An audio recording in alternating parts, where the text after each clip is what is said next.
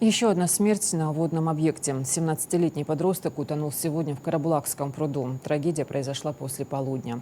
Тело нашли спасатели МЧС недалеко от места, где он ушел под воду. С начала лета это уже 7-й случай гибели людей на водных объектах региона, в числе которых 2 детей.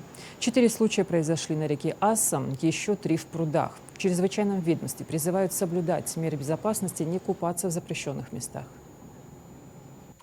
В 14:52 24 июля 2025 года в оперативную дежурную смену Главного управления МЧС России поступила информация о том, что в городском пруду города Карабулак утонул местный житель 2009 года рождения.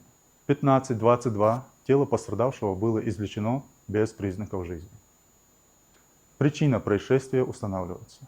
Просьба к жителям республики не подвергать себя опасности и не купаться в необустроенных местах.